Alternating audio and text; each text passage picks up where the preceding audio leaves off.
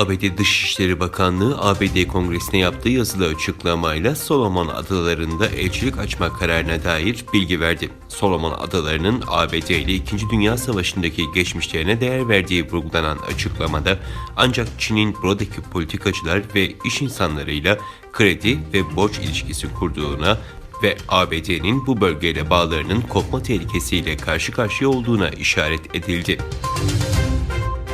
Çin'in kuzeydoğusundaki Liaoning eyaletinin merkezi Xinyang şehrinde bir otobüste meydana gelen patlamada bir kişi hayatını kaybetti, 42 kişi yaralandı.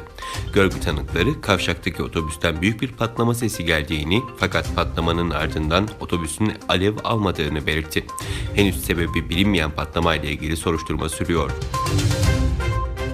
ABD Savunma Bakanı, Ukrayna'da görev yapan Amerikalı 160 askerin tedbiren ülkeden ayrılarak Avrupa'nın başka bir yerinde görevlendirilmesine karar verdi.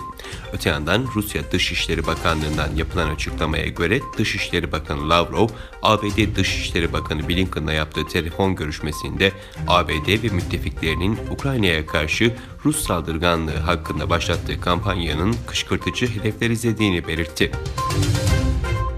Çin'in Hong Kong Özel İdari Bölgesi'nde günlük vaka sayısı yeni bir tepe noktaya ulaştı. Sağlık Koruma Merkezi'nden yapılan açıklamaya göre son 24 saatte 1514 COVID-19 vakası görülürken, virüs nedeniyle aralarında 4 yaşında bir çocuğun da olduğu 3 kişi hayatını kaybetti.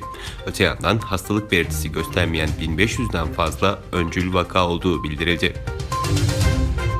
Ülkeler Ukrayna-Rusya gerilimi dolayısıyla Ukrayna'ya ilişkin seyahat koşullarını güncellemeye devam ediyor. Bazı ülkeler Ukrayna'daki vatandaşlarının ülkeyi terk etmelerini istedi. Öte yandan Ukrayna Dışişleri Bakanlığı, Ukrayna vatandaşlarının sükuneti korumaya, istikrarı bozacak ve paniğe neden olacak eylemlerden kaçınmaya çağırdı. Azerbaycan Cumhurbaşkanı İlham Aliyev, Azerbaycan Milli Meclisi'nde kabul edilerek yasalaşan Şuşa beyannamesini onayladı.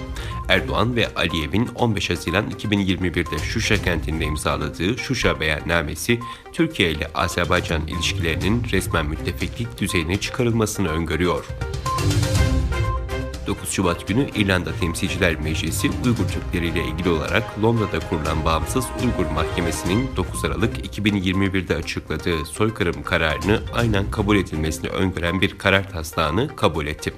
İrlanda'daki Çin Büyükelçiliği resmi internet sitesinde yazılı açıklama yayımlayarak, İrlanda tarafının ayrılıkçı örgütlerce finanse edilen bir yasa dışı mahkeme kararıyla Çin'in iç işlerine karışmasını ve Çin-İrlanda ilişkilerinize deleyecek yanlış adımlar atmasını doğru bulmayız açıklamasını yaptı.